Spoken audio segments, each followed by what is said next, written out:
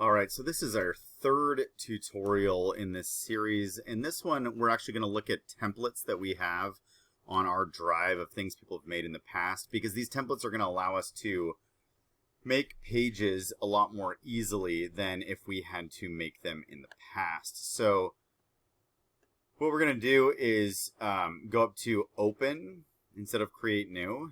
And in the dialog box, when it opens, we are going to choose from our Jesuit Crusader.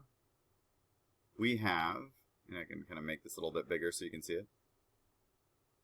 We have a lot of different stuff. Now, our last year in person was 2019, so we have these templates here, and we're going to current templates. And basically, these are saying a couple things. One, this means it's an even page versus an odd page. And then there's templates for like arts, the back, what we always talk about is the center, which is the middle pages, news, opinion, sports, all that kind of stuff.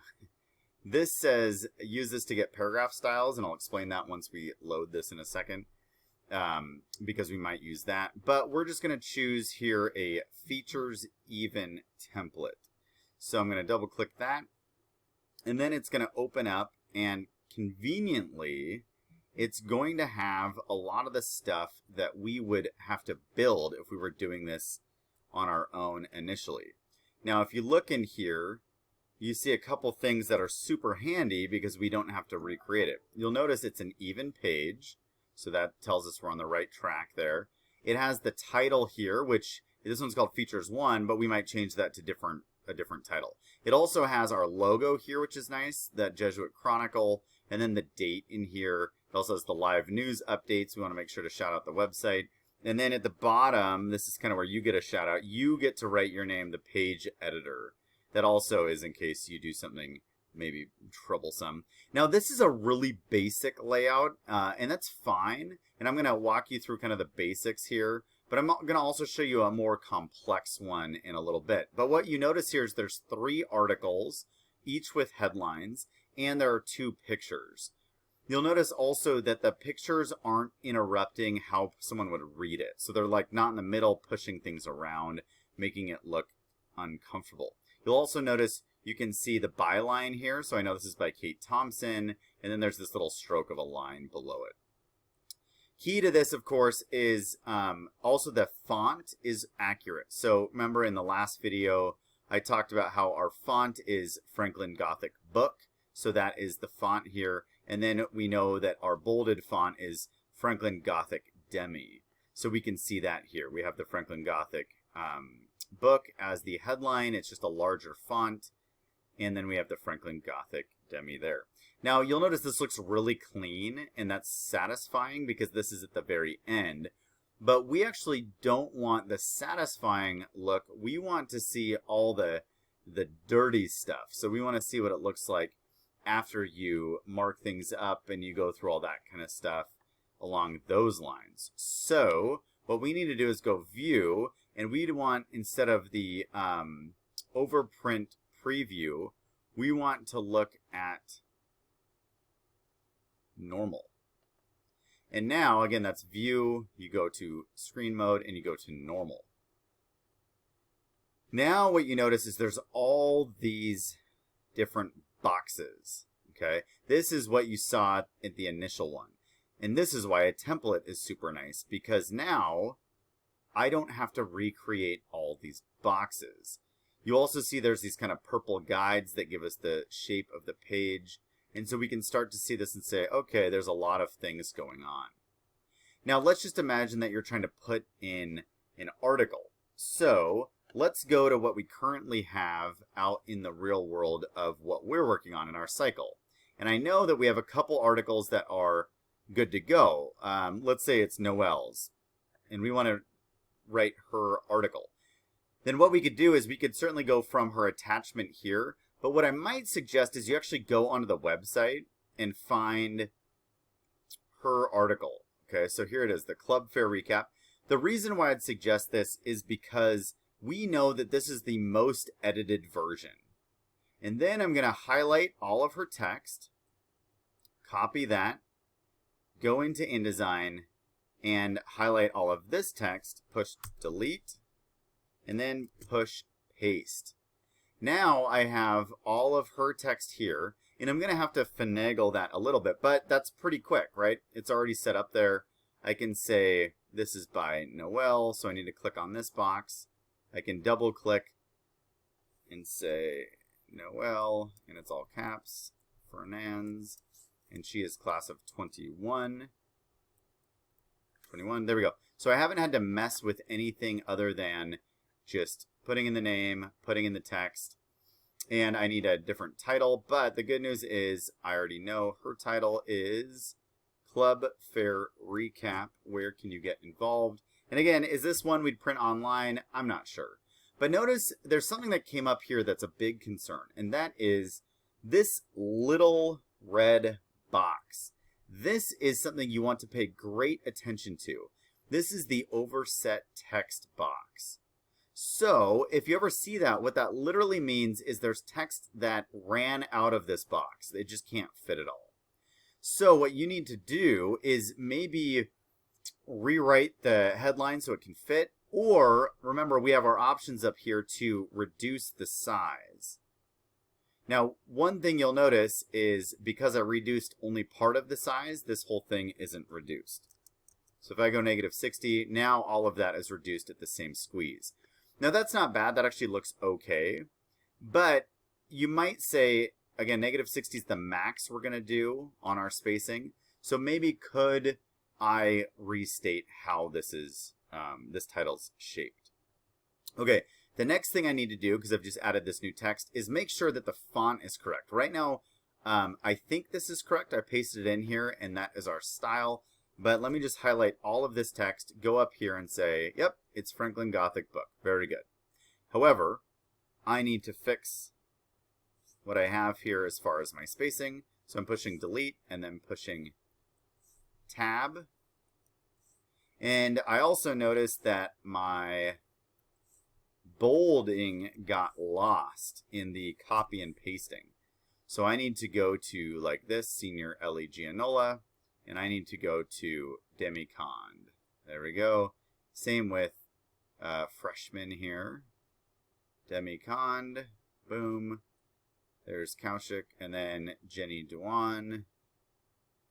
Boom, Demicond. Okay, so that's good. I need to fix the spacing here as well. Now I have a problem though. You'll notice I have all this space over here. Now I do need to fix the D here, and we learned this in our font video. I have the D, I go to paragraph, from that A I go to paragraph, and then I go to increase here. I need to go 3, and now I have that large D, so that looks pretty, but I still have a problem. This doesn't fit enough. And that's where you then have to start playing around with your actual structure of your page, because we can't just leave this blank. That's not going to look right. What we can do is we can start to actually say, okay, well, what if I bump this box up? Okay, now I'm getting it shaped a little bit better, right? And I'm getting my overset text, so I got to be careful there. But if I move it to here, let's see, is this stretched at all? Let's take a look. No, it's not stretched, so I could reduce that size, and there we go. I have no overset text. I don't get that red little mark, and it fits well here. But now, obviously, I have this issue of, okay, now I have this headline is not quite right. So to move that, what I can do with my selection tool is left-click and drag, and I'm going to just use my arrow keys, and I'm just going to hold that arrow key and move it up. I find that that's a lot better than if you try to use your mouse to drag it up. You have fewer problems that way. And what I'm going to do is say, well, let's also move this up. So left-click, drag, and it selected all that stuff. Up arrow, I'm going to move this up to there. Okay, that's good. And now what I can do is I can click on this, drag this box down, and I can move my picture perhaps. And imagine that we're keeping, I gotta get this courtesy down here. We always want courtesies on all our images. But let's say I'm keeping this article I can move this box, right, as you learned with pictures, so that it fits. You'll notice, though, I lost some of the text. Lives should be the last thing, I think. So I just need to make sure I can get enough that it works. This looks a little squeezed. It's a little squeezed. So let's, first of all, fix our spacing. I'm just holding down delete there. Not backspace. A lot of people confuse backspace and delete. And then I'm going to go, okay, can we increase this at all? Let's do it. Increase 0. And then I'm just going to slowly go up. That's 10. That's 20. That's too much. So I know it's between 30 and 20, so 25. I know it's between 25 and 20, so 23. Perfect. Okay. 23 works pretty well there. And now I have my picture still, and I have my text. Now, my picture doesn't quite fit, so remember our trick here. I can say fitting, and I can say, let's fill the content proportionately. Okay. And it stretched it. I don't think it looks terrible, so I'm going to allow that. And now I've added a new article to this page. Of course, when you're doing this, you're going to change out all the articles. And that's where, you just have to play around with it a little bit. Now, that's if you just wanted to work from a template and not mess around with it at all. Like, you just want to leave it, use the template, be as simple as possible. I would encourage you using templates to start, but then I want you to be a little creative with it. One thing I'll show you in class is that what we would always do in the past is just literally sketch out, what do you think the page should look like? Because you'll notice when you go to our website, and if you go to archives, what you can do is you can look at the old papers that we have here. And in the old papers, all the pages don't just look the same. Obviously, that's not the best use of work here. And these, you have to go to this actual site to view them because they want to charge us all the money in the world to look at it, which is fine. But you'll notice pages have a different look to them. And it depends on the length of the article. It depends on the picture. So part of what you're going to be deciding as an editor is, what do I want my page to look like? Do I want a lot of graphics? This is what we did for all our seniors. That was fun that year. Do I have a bunch of graphics for sports?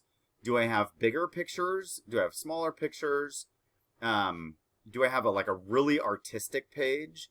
And this is some more advanced kind of stuff that is not difficult to do, but it is going to take a little bit more time. This one has articles stacked against each other.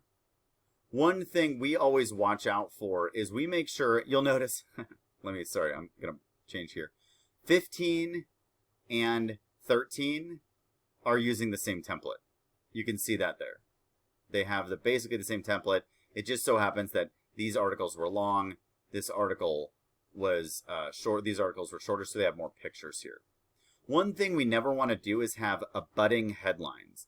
What that means is if this headline were up at the top, it would be confusing to a reader because they might read some more work, a meaningful summer. And they'll think both of these are the same article. So we want to always have a headline and then maybe a picture so this headline gets offset. Generally, it's best, and I think it looks more aesthetically pleasing, if you only have 2 articles per page, or it doesn't feel too clumped up. Remember, all our articles are online anyway, so let's think about how we can utilize page design to look the best and deliver the content most meaningfully. Also, you are in a culture that's really visually dependent. So how can we make our images look really visually appealing so that our readers want to look at it further, right? So if we look at this one, just for the sake of continuing this journey of looking at pages, this is an appealing front, right? That's a nice front. And let's think about how appealing these are. I like this graphic, and I like these little news briefs. That's kind of a cool way to bring in maybe some synopses of some articles we wrote that didn't deserve maybe a full page of an article. Here we have a kind of a busy layout here. There's a lot going on, but there's also a lot of text. How might we make some of these images better and limit the text? Maybe we just choose one image per page. This is a fine page, I think. It has a lot of bold text, though. Is that easy to read or hard to read? You be the judge of that.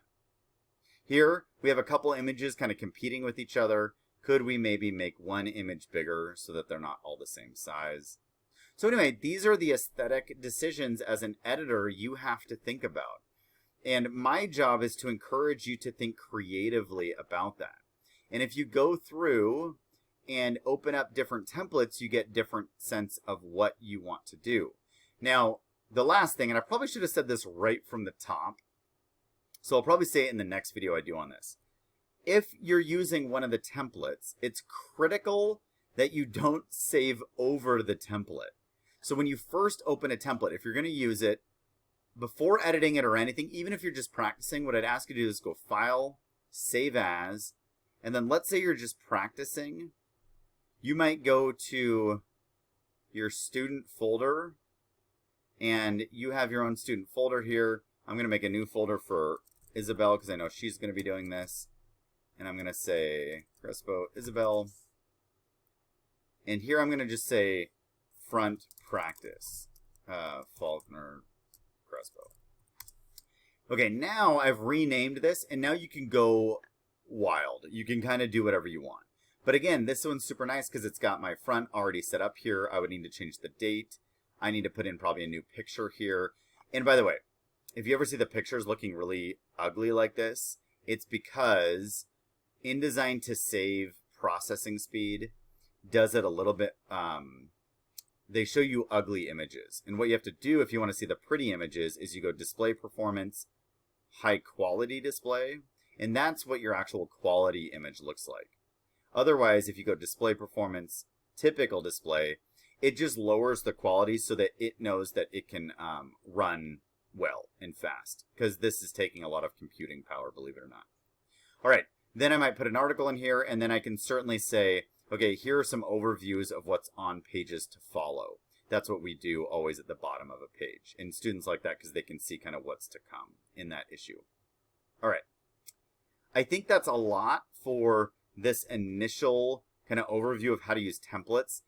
A lot came up even as I'm going through here that says like, oh my gosh, I should show them how to do X, Y, and Z. But a lot of this is like, you're going to learn it as you go. Now, your text wrap, you'll notice, is already over here because this student did it. That's why it's a template that's in here. And you also have what are called paragraph styles. I'll get into that in a separate video, but they're super helpful, and you have to import them if it's not already coming from a template. Okay, thanks for your attention on that one. This is a longer one, but that's templates. They're going to save you a ton of time.